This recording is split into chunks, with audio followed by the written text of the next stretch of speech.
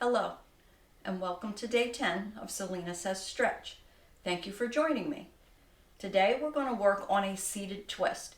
This is really great for rebalancing your spine physically and energetically, and it is a great way to close any exercise practice with a twist. It's going to help to rebalance things, and it's going to help to flush out any toxins that you may have worked up during your workout. And all of that is a good thing. So I'm going to show you a few options today. I am on a slight angle here so you can see what's happening. I have my hips elevated again. That works best for my back since I do have some issues, but you may not need that today. So play around with that a little bit and figure out what's going to work. And when you're ready, join me back here in a seated position and we'll get ready for our twist. So I'm going to show you two different levels here. We're going to start with our right leg extended straight out, keeping that foot engaged, so we're activating all the muscles in the leg. With the left leg, foot on the floor, knee facing up. Level 1, you're just going to keep that foot here on the inside of your leg. Foot can be down by the ankle, by the knee, or into the groin, wherever it feels comfortable for you. Where your foot is placed is not so important. If you feel okay with that, and you want to try crossing that foot over the leg, go ahead and give that a try. But if you find this left hip lifts up, then we want to bring the foot back inside. Then we're going to take that right arm and we're just going to wrap it around that knee, kind of hugging it into the body. Now, I want to have no space here. Pull that thigh and belly together. If you're thin, it might be a little more challenging than if you're chubby like me, but use what you got and do your best. Now, I've got my hands clasped here together, spine lifted tall. As I'm breathing, I'm twisting from the bottom up, and I can include my head if I like. You may need to keep that hand on the floor for a little extra support, and that's okay.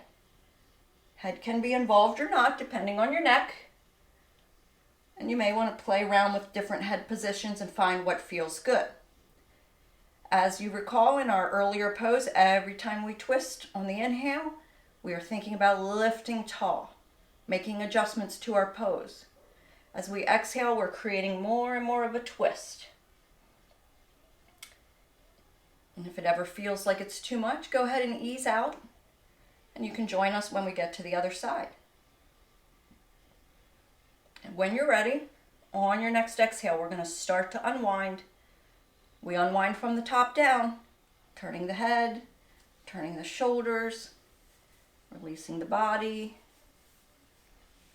uncrossing the legs, straightening everything out. May need to roll at the ankles, wrists, whatever feels good, create some movement. And we're going to move to the other side. I'm going to angle myself again so you can see. And this time, we've got our left leg straight, our right leg is bent. Now see, I come off my blanket, that doesn't feel good to me, so I'm lifting back up. Never be afraid to make adjustments from one side to the other or midway through your practice. So foot to the inside or foot crossed over, and each side may be different. So you may not be doing this pose exactly the same on each side, and that's okay too. Feet are flexed, legs are engaged. Left arm's going to wrap that left knee.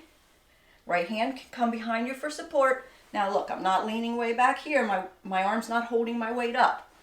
I'm using my core strength to support myself.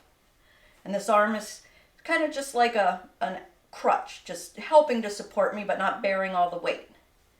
Or, if it feels good, you can use your core strength to keep you upright, lifting tall with each inhale and rotating with each exhale.